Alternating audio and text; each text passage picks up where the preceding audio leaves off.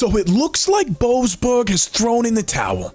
Took him long enough. So you guys remember the Supreme Court's immigration issues, Boasberg's vacated TROs, and all that drama? If not, I got a good video breaking it down right here. Or if you don't want the whole deep dive, Judge Andrew Napolitano does a really good job of grabbing the most important cliff notes right here. Kate, Mr. Garcia from El Salvador. Judge Boasberg's a little ahead of the game because he's had the case longer.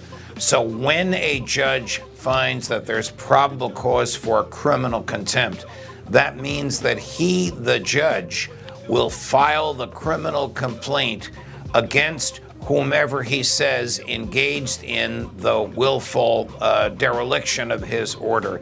And the trial will be held before another judge, not before him, because he's the complaining party. This is very, very unusual for a lawyer. If any of these people as to whom he says there's probable cause of criminal contempt is a lawyer. For a lawyer, this is career ending because it results in the loss of your license to practice law. He's really turning up the heat on the Trump administration with this one. I haven't read his opinion because, as you know, it just came down while you and I were on air. But of course, I will read it for you. We also know the administration at one point said some of the information they had shielded. You know, there was this secrets invocation they could use as well, that they didn't have to share it with Boasberg. I mean, I would think ultimately if he's going to throw down the gauntlet and say there's criminal contempt for a Trump administration official, he better be pretty buttoned up, because there's definitely going to be a TikTok. There's flight plans. There's when flights took off. There's an order that was just verbal, Judge. I mean, there's a lot of things that could have been lost in this. And once a plane is up in the air, you know, what is the pilot supposed to do? Turn a plane around? Do they have enough fuel? Where are they landing? In a third country with all these alleged gang members? It seems like once the flights were out of international airspace, there's not more that Trump officials could have done. I really am looking forward to seeing this timeline.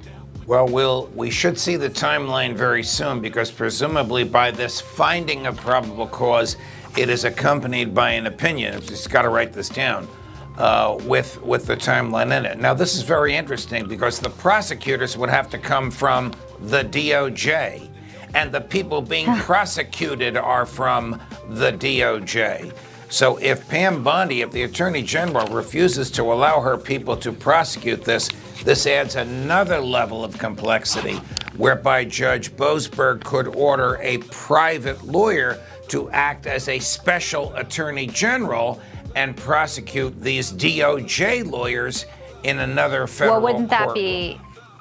Wouldn't that just be great for him? So if you happen to watch this video, we went through the nuances of exactly why that injunction the Supreme Court vacated is not legally binding. The Supreme Court already came down and issued their opinion to Boasberg, and they said, hey, Judge, pretty clear. A couple things are happening. We are granting Trump's application, this is from SCOTUS, and we're vacating your TROs, okay? You have no power here because habeas and core habeas claims must be brought in the jurisdiction where they're being held. For core habeas petitions, jurisdiction lies only in one district, the district of the confinement. The detainees in this case are in Texas, so venue is improper in DC. So the government is going to win, and you got to send this to Texas, saying the application to vacate your orders are granted. You don't have venue. You don't have jurisdiction over this claim. These are habeas claims. They go to Texas. And what that means is, under the Manus and Walker precedents that this judge is using to try to issue this contempt of court ruling,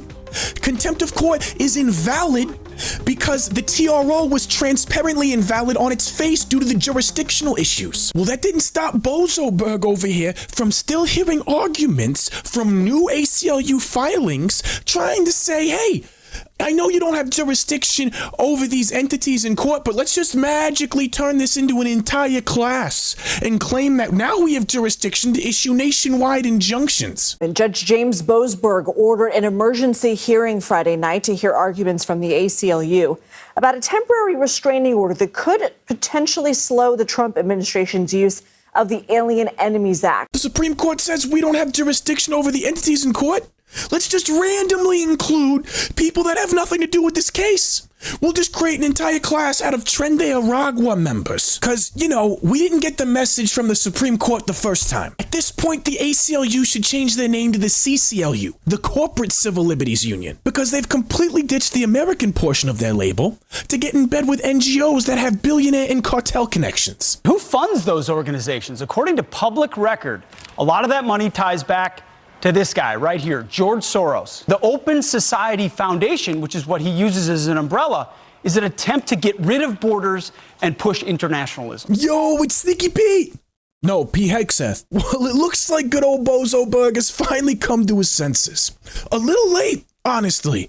But even the short bus gets you home eventually, right? U.S. District Judge James Boasberg has declined to grant an emergency motion blocking the Trump administration from deporting more people under the Alien Enemies Act on Friday, saying he doesn't think he has the power to do so because of a recent Supreme Court ruling. Yo, guys, let me know in the comments what you think the chances are this smooth-brained ass dude even realizes that what he just said, in his own opinion that he just ruled, completely destroys his contempt argument. Like and subscribe, share the video with someone you know. Dude, this judge. Hey, you guys rock. I appreciate you, and I'll see you on the next one.